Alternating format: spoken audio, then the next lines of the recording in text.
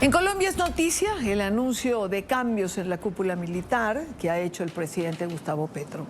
El mandatario ha rediseñado los mandos de las fuerzas militares de cara a los desafíos de seguridad y democracia que vienen en 2026 con nuevos líderes al frente de los principales o de las principales instituciones. Entre estos nombramientos están generales y oficiales que asumirán el comando general, el Ejército, la Armada y la Fuerza Aeroespacial, mientras otros cargos se mantienen o se ajustan. Veamos quiénes serán estos hombres que de ahora en adelante van a dirigir. A 7 meses de terminar su mandato, el presidente Gustavo Petro decidió cambiar la cúpula militar, teniendo como enfoque, según el gobierno, la seguridad y la defensa de la democracia. El Comando General de las Fuerzas Militares estará bajo el mando del general Hugo Alejandro López Barreto. Lleva más de 4 décadas de servicio en la institución. Se graduó como subteniente del Arma de Caballería en 1987. Es profesional en ciencias militares, magíster en seguridad y defensa y ha sido profesor militar en Colombia y en la Academia de Guerra del Ejército de Chile. Recientemente se desempeñaba como jefe del Estado Mayor Conjunto de las Fuerzas Militares y participó de la reciente negociación con el ELN. Por su parte, en cuanto al Ejército Nacional, fue nombrado como nuevo comandante el mayor general Roger Gómez Herrera, quien asumirá funciones tras la salida del general Luis Emilio Cardoso Santamaría. El ahora comandante ingresó a la escuela militar en 1991 y ha ocupado cargos de alto nivel, entre ellos el comando de la Primera División. Su perfil cuenta con experiencia operativa y planeación estratégica, marcada por los retos del país en materia de orden público. En la Armada Nacional, el almirante Juan Ricardo Rosso se posicionó como comandante de la Armada Nacional. Él ha desarrollado su carrera en operaciones marítimas y fluviales, así como en la lucha contra el narcotráfico y otras economías ilegales en zonas costeras y ribereñas, más de 34 años de servicio. Además, cuenta con un título de administración de la Escuela Naval Almirante Padilla. Por el lado de la Fuerza Aeroespacial Colombiana, asume como comandante el mayor general Carlos Fernando Silva Rueda, un piloto militar formado en Administración Aeronáutica, Seguridad y Defensa, y ha dirigido operaciones aéreas y espaciales. Todos estos cambios se dan con miras a 2026, un año que promete ser clave para el rumbo del país, en especial en materia de seguridad. Para hablar sobre este tema, quiero darle la bienvenida a nuestro primer invitado en esta tarde de domingo, Fernando Posada, politólogo, columnista. Fernando, buena tarde, gracias por acompañarnos. Y Dania, pues muchas gracias por la invitación y un gusto poder conversar con ustedes, como siempre, con la audiencia en NTN 24.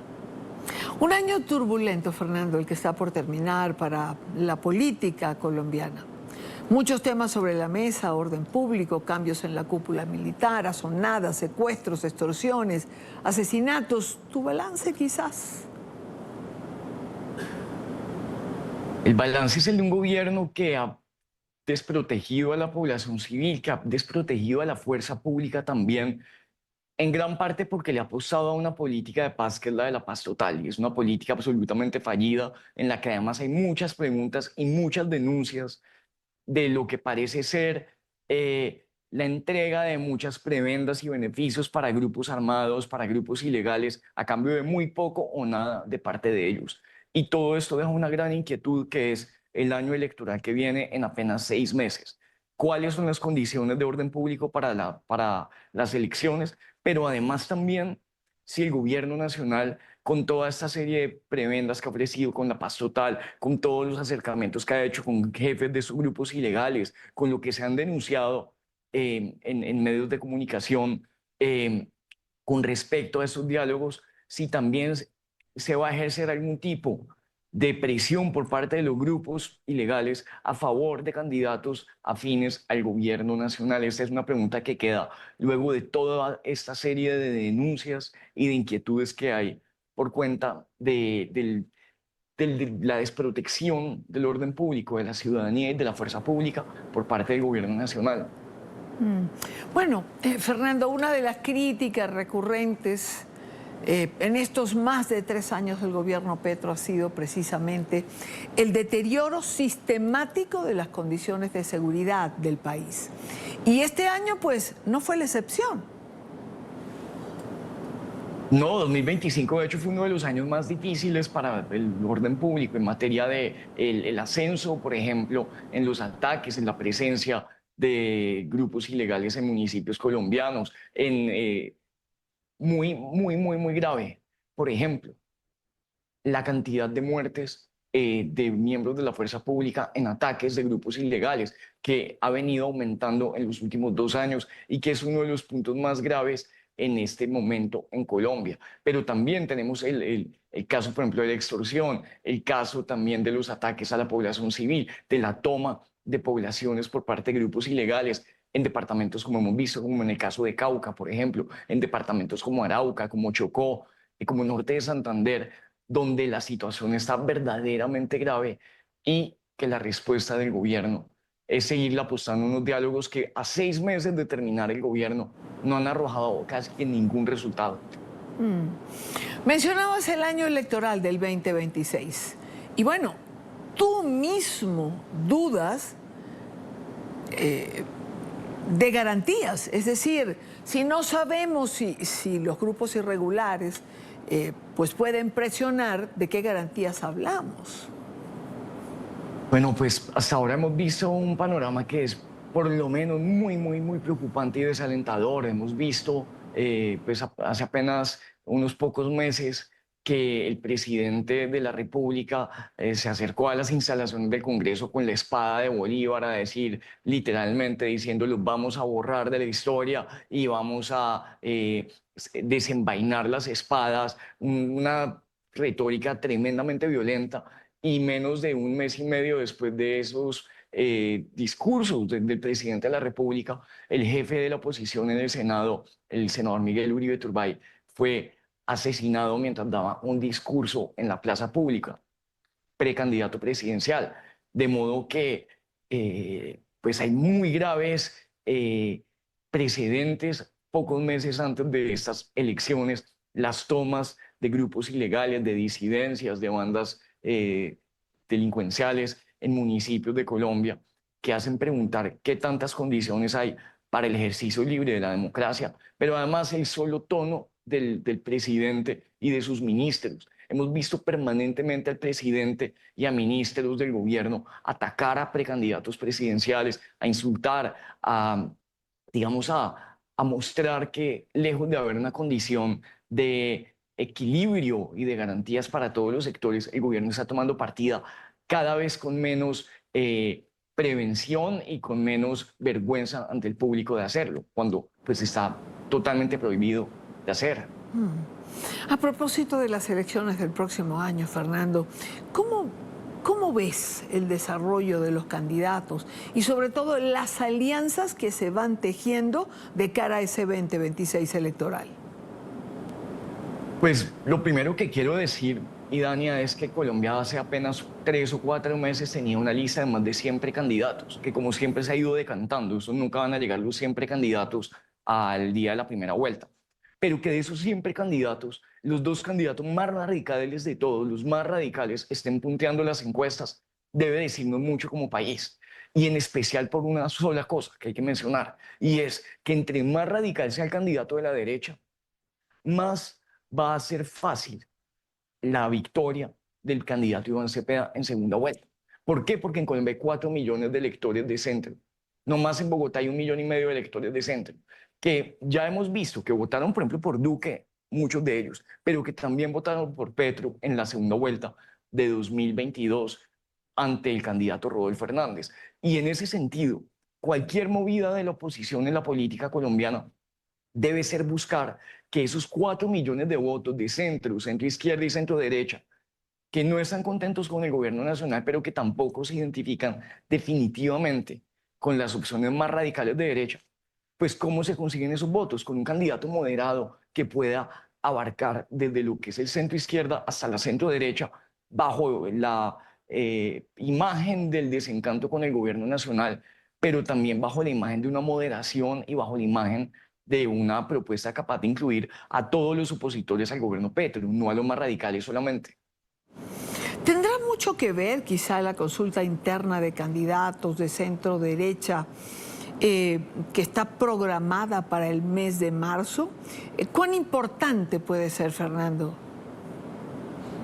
Definitivamente, además porque es que el 30%, cercano al 30% que aparece con Iván Cepeda en las encuestas recientes tiene una explicación, y es en un primer lugar que él ya tuvo una consulta popular, una consulta, perdón, presidencial en la que votaron por él y ya tuvo unos números electorales buenos, de modo pues que eso hace crecer a un candidato, que ya se votó por él, que ya su sector político lo escogió, que ya hubo una votación.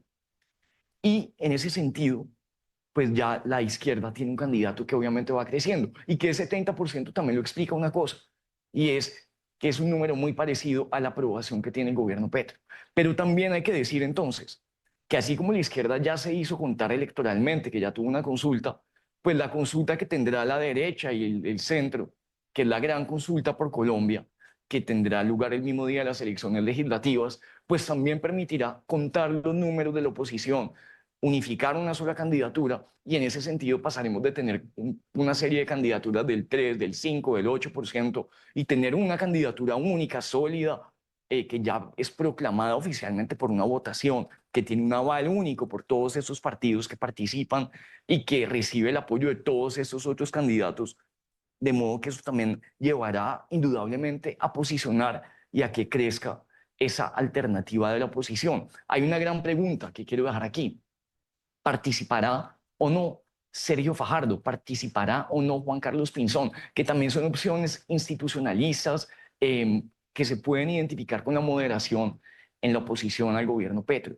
Si participan estos dos candidatos, tendremos una consulta con muy buenos números y con una, digamos que abarcará desde casi que todas las, digamos, todas las miradas políticas y los sectores que componen la oposición al gobierno Petro.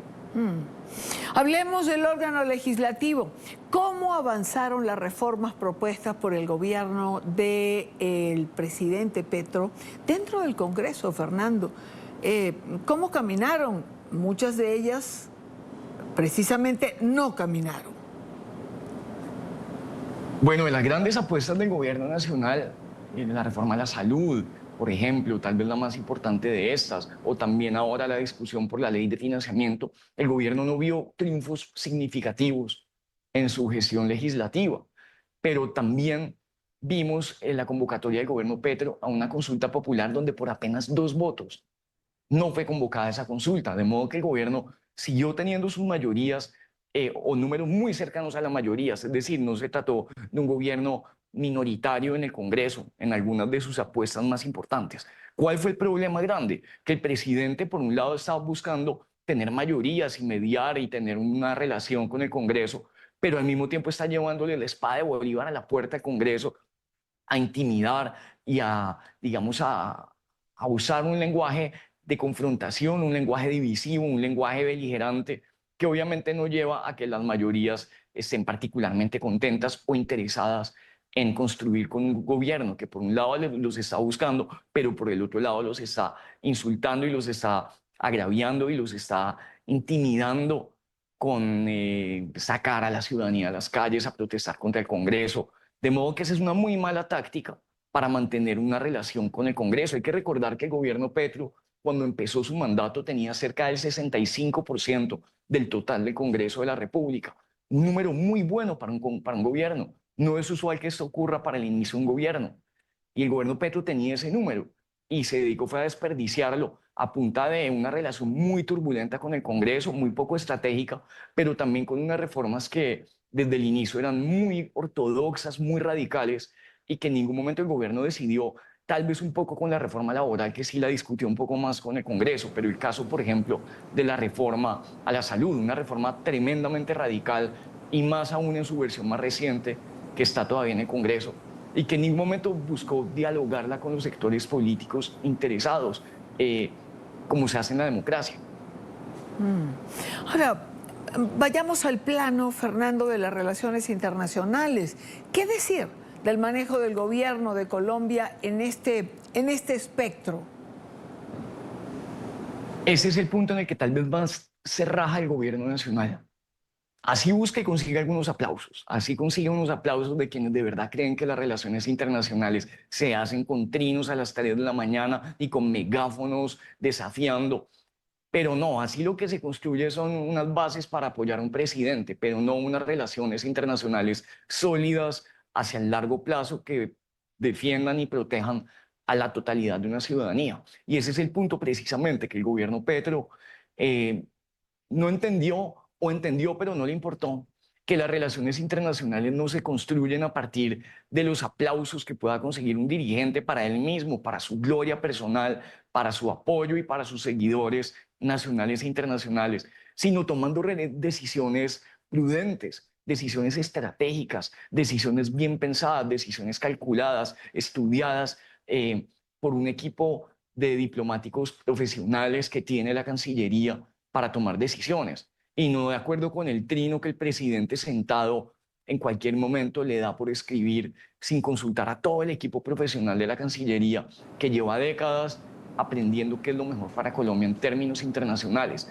2 horas y media duró el presidente Petro desde que fue elegido el presidente de Chile hace apenas un par de días, antes de empezar a insultarlo y a atacarlo por Twitter. Pero en cambio ha pasado más de un año de las elecciones que se robó Maduro en Venezuela, y el presidente Petro no ha sido capaz de condenar y de rechazar de la manera que merece ese fraude electoral. Entonces tenemos un dirigente que está construyendo una serie de relaciones internacionales y de relaciones diplomáticas desde su sesgo personal. Si es un amigo, entonces hay prudencia y hay silencios cómplices, pero si es un rival político o ideológico, hay toda clase de ataques, agravios, insultos, como en el caso de Estados Unidos, o en el caso de Chile, o en el caso de España, o en el caso de Ecuador, que ya lo hemos visto también. No quiero despedirte sin que hablemos del aspecto actitudinal del presidente Petro. No es habitual en Colombia tener mandatarios con comportamientos tan cuestionables, quizás, como los que ha tenido durante este año, sobre todo, el presidente Petro y en general muchos de los miembros de su gobierno. Yo creo y defiendo, como demócrata y como liberal, creo mucho en el respeto por la vida privada de los dirigentes y de los gobernantes hasta un punto. Y es cuando eso entra en conflicto con las decisiones que se toman.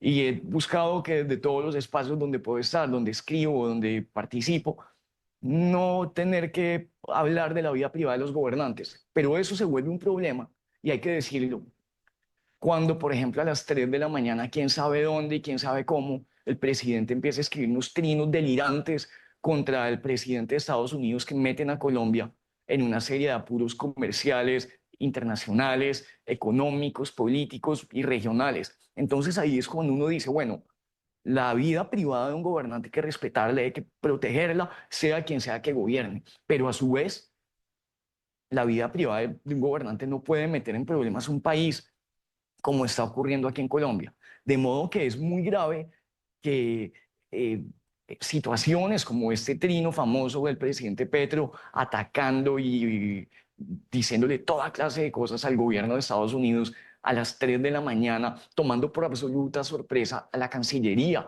al entonces canciller, a su equipo de gobierno, pues es todo menos estratégico.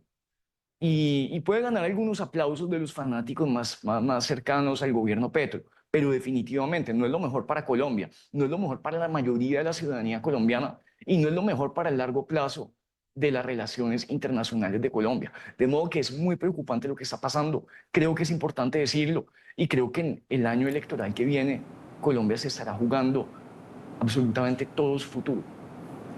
Es un año de grandes desafíos, indudablemente, para Colombia, para el pueblo colombiano, ante la decisión que tiene que tomar.